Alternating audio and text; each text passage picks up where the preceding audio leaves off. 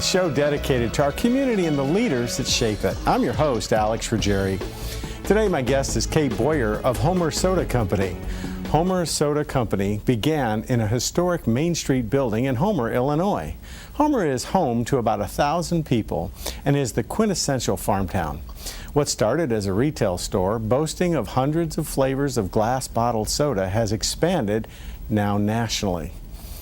Now they wholesale their unique collection of soda all across the country. From weddings, birthdays, barbecues, and parties to Fossil's Fashion Night Out in Manhattan, New York City, Food Network Magazine, and Good Morning America, ABC, Homer Soda Company has provided just the right mix of glass bottled soda for it all. They favor working with small generational bottlers who know how to craft soda to the perfect blend. It's hard to find things manufactured in the USA anymore, so they love to support these family-owned bottlers that are working hard to keep their businesses going. Homer Soda is a small family business with Rob and Kate Boyer at the helm.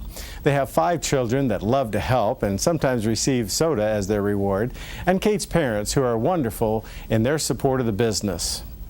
Their favorite part of this business is finding other small businesses just like theirs that want to sell glass bottled soda in their store. As Kate says, it's so refreshing to meet these hardworking entrepreneurs who are keeping Main Street USA alive and well. Stay with us. We'll be right back to talk with Kate Boyer.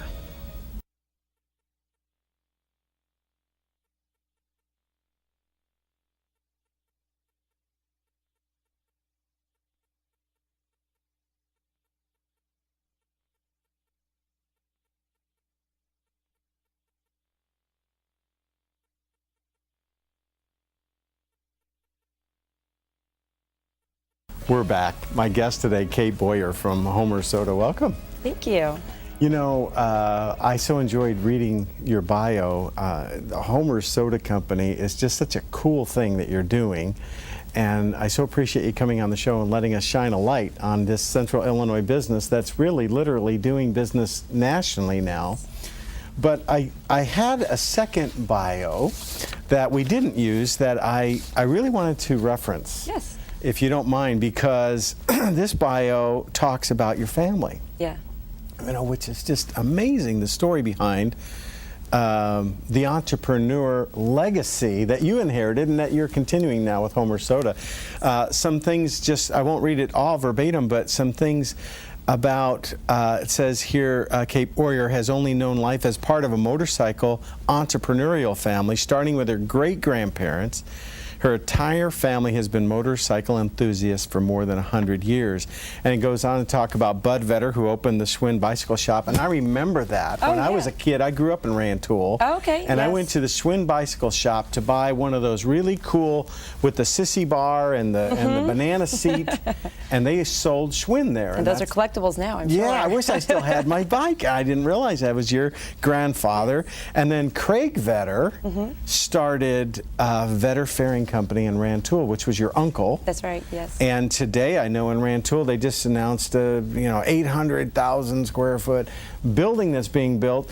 And I know it's a different company and all of that, but it all started with him and doing the fairing company in Rantoul. All it takes is one person planting a seed for others to grow on, even generations down the road. Yeah, and all the wonderful jobs that's creating and everything. I just think of those days, because I remember when he was just starting the Vetter Fairing Company.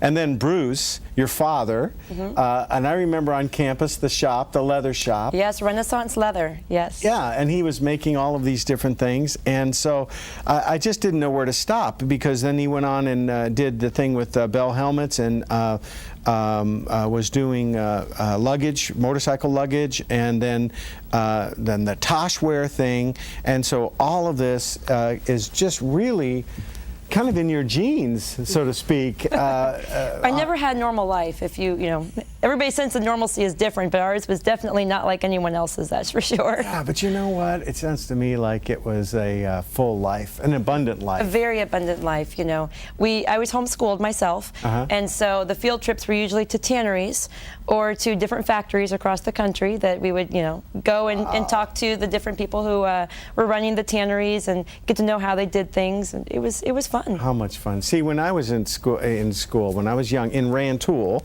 okay, they still had all of these different industrial arts classes. Yes. And one of the ones they had was leathercraft, and I was so into it. And to this day, I still have all my leathercraft tools and everything. I think that would be wonderful to grow up as a kid like that and go on field trips to tanneries, and I never got to do that. I would have loved to have done that. Oh yeah, my dad was showing me how to make shoes and sandals for myself when I was probably about 6 or 7, and you know, using die cutting machines and all kinds of fun things. Wow. Yeah. And so now Toshware started out, I think you told me one time, for cases for computers, right? Well, yeah, we were looking at back when Macintosh was first coming out, and we're talking 85, 86. Right. We were making those some big luggage. old clunky ones. Right. Know. So we're making some luggage. You know, we had been doing luggage for motorcycles, and kind of we thought, well, the good crossover, the next new thing is going to be computers, so maybe we could start making luggage for computers. And in the midst of developing those products, which of course we called our company Toshware, that's when Harley Davidson came to us and asked to start making some luggage directly for them as original equipment manufacturing.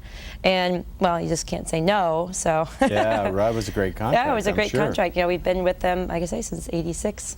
Wow, fantastic. And that's like they sell it under their brand? It is, yeah. So when we ship our product, it goes directly to their manufacturing plant, and they put it on the assembly line. And then we actually sell to their other line, where they put it into their warehouse and then sell it to the dealerships across the country. Wow. So Andres, you know, any of these places around here, you can pick up our That's products. fantastic. Well, the fun thing is that business, maybe back in the 80s, was struggling a little bit, but has really come back in a big way. So I would think your business has expanded with them. It did, yeah. You know, they had really went through a huge peak in the 2003, 2005. I mean, they were really huge. They've definitely shrunk quite a bit since then. Okay. But you know, it's still going pretty good. It did come roaring back. It did. You know, I think the economy has hurt it a little bit with the motorcycle sales. Because that's a little bit of a kind of a, I don't know, a luxury for some people. It is a luxury, you know, when you have a recession going on. Right. People aren't going out there buying bikes as much. Right. Well, tell us a little bit about how Homer Soda Company came to be. Well, you know, Ray and Christine Cunningham, they're from Homer. They had bought one of our downtown buildings, and they worked tirelessly and gutted the entire thing.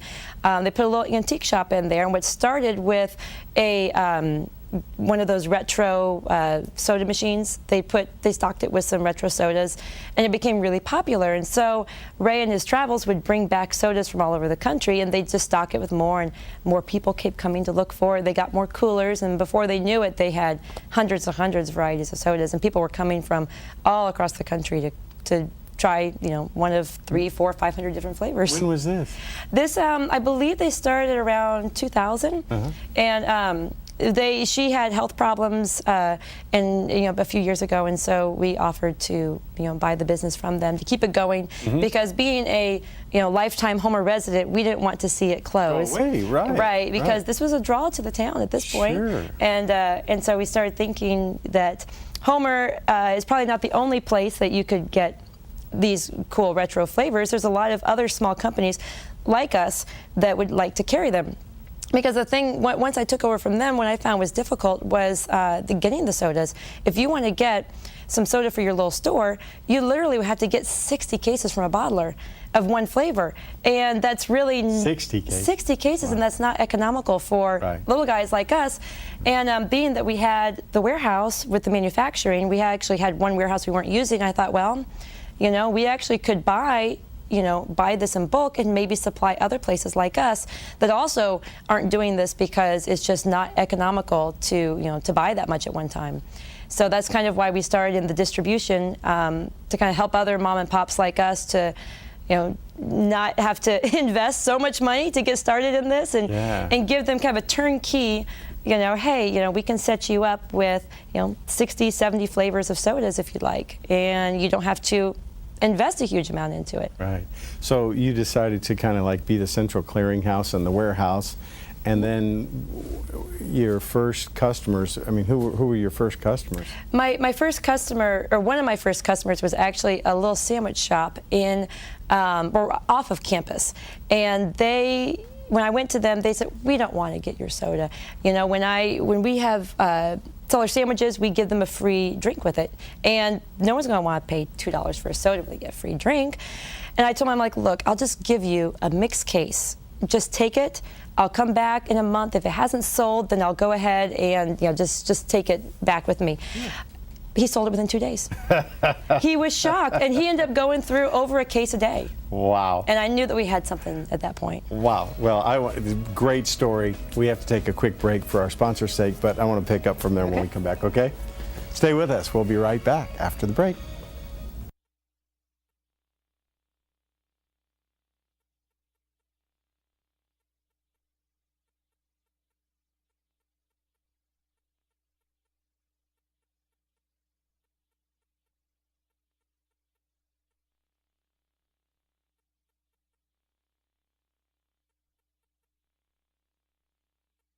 We're back. My guest today, Kate Boyer with the Homer Soda Company. And what a wonderful story you shared just before the break about how, you decided you were going to now distribute these sodas. After saving the Homer Soda Company from going out of business by purchasing it, you decided, well, maybe we'll expand, reach out, and distribute some of this. And your very first customer didn't want to have anything to do with it because he was giving a free drink away with his sandwich. And you said, let me just leave a case with you and see what happens. If not, I'll take it back. And he sold it all in 2 days. And the next thing you know, I made a comment to you about if he had to do it all over again, he would have just sold sodas. Yes. But he had people coming in buying sodas by the handfuls and carrying them out. So he started asking me, well, do you have 6-pack holders? Do you have anything that people can take them with? Because they're not even buying sandwiches. They're just coming getting the soda. Wow. So that's when we decided to start doing this as Homer Soda's collection. And you can actually now find our 6-pack holders, which say Homer Soda Company on them, and take a 6-pack home with you. Oh, that is fantastic. So then after your first experience out, you picked up other customers, and now you're distributing? Well, what we did is I spent the first year, I didn't want it to grow too fast and become overwhelmed. So for the first year, we kept it about 10 customers in the Champaign area. And every week I would go to them and I'd say, okay, what's selling? What's not selling? Who do you think's buying it? How do you think this is going? Because, I was trying to figure out, is this actually something that's viable and this is something people want? And overwhelmingly, it was going fantastic. And that's, after the end of the first year, we got a really good handle as to how to reach out better and how to do better marketing to help our retailers to bring it to their customers better. Interesting. Now that raises the question: how do you do your marketing? Well, one thing that we have found out, and I even found this in our little store, if you walk in and you just see a bunch of glass-bottled sodas, it's very overwhelming. It really is. You look at it and you're like, people don't know. This does not compute. I'm used to. Yeah, right. It's like, what am I even looking at? So our first thought was, well, we needed to have something that says, oh, okay, this is Homer's collection of glass-bottled sodas. I know what this is, and so that kind of helped to brand it as that. So a little signage and some signage and. And to pick a 6-pack, encourage people to grab a 6-pack home with them. People aren't really willing to try an entire 6-pack of Cock and Bull ginger beer, but they might be willing to try one. And actually, that one is one of the most popular sodas, I believe, at Radio Maria's in Champaign. That's the name of it, Cock and Bull ginger beer. Oh, that is great. And so, but they're willing to try one, along with maybe some, Nesbitt orange or some kiwi strawberry or some of these other flavors that you might not be willing to try an entire case of, but hey, I'll try one, see how it is. Right. And after you try it, you just realize, oh yeah, that's my new favorite now. Oh, isn't that cool? Well, and how many flavors do you have? It's always changing and fluid, but I think right now. No pun intended. No pun intended. I think that we're at about 120 right now. 125. Yes. Have you tried them all? I have tried them all. Yes. How much fun? You must have a tough job. Oh, it's awful. Yeah. It's awful. My husband and I actually just spent the last 4 days. We traveled to North Carolina because one of our biggest new customers is in Charlotte, North Carolina, and she has 4 locations of our sodas out there. Wow. And so we went out there to go meet them and visit with them, and it was just the most fun I think we've ever had. Oh, and especially to meet all these small business owners who, like I said in the intro, they're doing just like what we're doing. Right. And you know, like I said earlier, growing up in an entrepreneurial family, you just feel like you're very different than everybody else. And here, I feel like I'm meeting all these people who are doing just what we're doing. I know what it's like to stay at your business till 11 o'clock at night because you've got to get inventory done, you know? Right. And I can feel that. And also to go to the bottlers. One of the bottling plants that we were at in West Jefferson, North Carolina, we were going across the assembly line, and they were showing us all this, all their capabilities and their bottling plants. And there was this old guy who was over there checking every single bottle as it went by. And my husband picked it out. He's like, he's the owner, isn't he? Yep.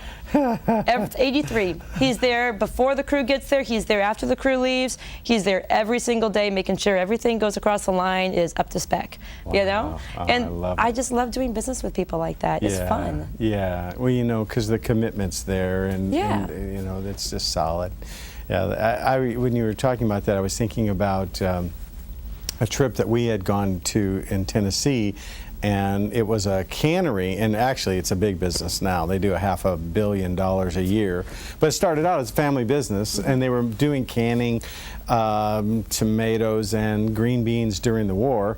And then somebody decided to try their family recipe for baked beans, and it just took off. And they beat Campbell's, they beat Stokely's, they beat all of the big names in this one market segment. And so then you go down there and they have this store, you know, where you can eat and this, that, and the other thing right by the plant.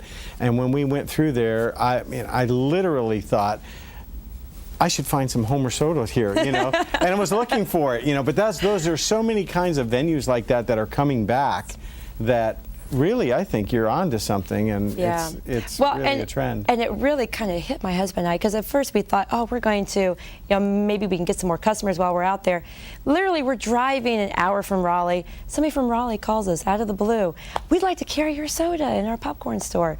And we're like, okay, you know, we don't even need to beat the bushes. They're coming to us. Isn't that great? How are they finding you? Our website. Okay. Yeah, homersoda.com. And you know, we kind of focus on more of the wholesale because we try and make it easy for small businesses to get started. Right. Although we do a lot of retail as well, and weddings and things like that. Right. So. Right. How about shipping costs? I mean, isn't it expensive? Because I mean, it's like one thing that like the big soda companies do is they have bottlers, you know, and that makes it easier because you don't have to haul these bottles all around. Right. Well, we use different shipping companies that kind of help a little bit with the shipping costs. So, you know, for $100, $150 it would cost. Yeah, you can send it. Yeah, you can send it, which isn't too bad when you're shipping a huge amount of soda. Yeah, fantastic. Yeah. Great stuff. Well, we're going to take a quick break, and when we come back, I'd like to maybe get your opinion on where the future of Homer Soda is going. Can we do that? Sure. Okay. We'll be right back after the break.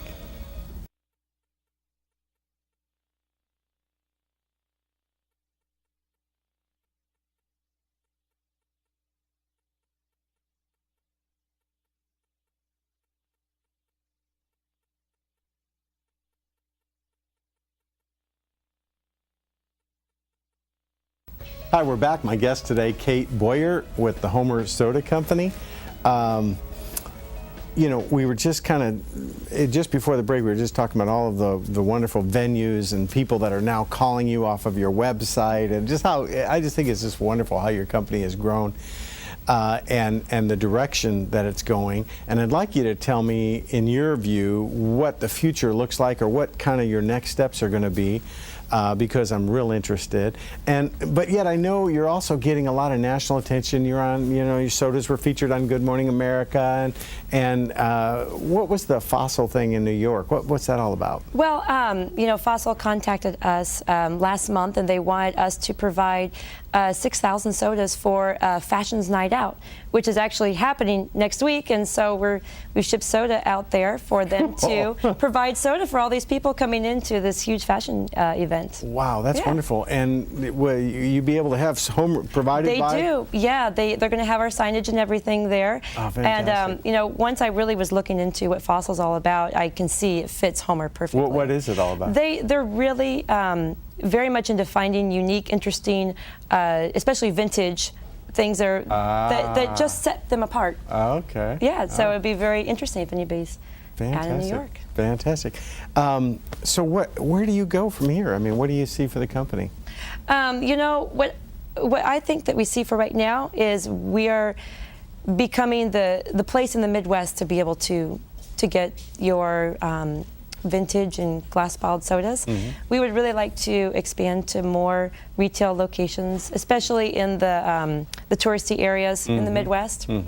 More mom and pop shops. Yeah. Well, we have a great tourism industry here in Illinois, and it does seem to be going up. So. Yes. You know, that's something that probably is an expanding market for you. Oh, it definitely is. I know that some of our best customers are in Galena, you know, in places like that. Neat. Well, let's take just a little bit of the time we have left. I'd really like to pick your brain about entrepreneurship, about working together as families. What kind of advice do you have for somebody thinking about going into business, or maybe a young person? You know, you grew up as an entrepreneur. I mean, what? Yeah, if you're going to be in business with your family, you have to really love your family. Yeah. You're with them 24/7, you know, and I like that. You know, when my husband and I were on this business trip, we realized, you know, nobody else I'd really like to be stuck in a car with for 4 days straight. So that's a good thing. Absolutely. And especially, you know, working with my parents and being able to, you know, fill in when I can't do something and have someone right there. You know, they're Johnny on the spot to take care of it. You know, and especially for us, already having a few employees there, they're able to, you know, take care of the warehouse, take care of a lot of the logistics through this whole process has just been fantastic. And it's very hard being in business for yourself. It's way more work than we ever thought. And my husband are both like, you know, there's a whole lot easier ways to earn a living, but it's just not for us. Yeah, I know. That's probably true. The thing I like about it when you're working together, I'm always reminded of the story the master told about what heaven, they said, heaven, what's heaven like? And he says, well, you know, it's like, you know, you're on this ship and everybody's got the nets in the water and they're all pulling together and the nets are full and everybody's excited. And I thought, you know, that's an example of a family business. Yes. That's fishermen, that was their business, and you know, he's using that as an example of what heaven's like. So when it does work, you know, our family works together too in our business, and I always joke with people, I say, you know, our family's very unusual because we actually love each other. We like being together all the time, you know. And so when it does work, it really is a little bit of heaven on earth, I think. It is. I'm really looking forward to as my children are getting older and they're going to be able to help a lot more. And I mean, already, you know, when I finish paying bills, you know, my daughter comes over and stamps all the envelopes, and my son can load up sodas in the back of the truck, and it's a lot of fun, and it's nice to have that companionship and that bond that you get. Yeah, it's wonderful. And it's one thing that'll stay with you forever. Yes. I think. And you know, I think it was something that'll stay with us is this interview. We'll be able to look back at this in 5 years or 10 years, and we can say this company, you know, was on our show way back when you're on the cover of Time magazine or something like that, or Vintage or something. Well, thank you so much for letting us shine a little light on Homer Soda Company. What a wonderful company you have. We wish you continued success. No, thank you for having me. Thanks for being here, and thank you for joining us.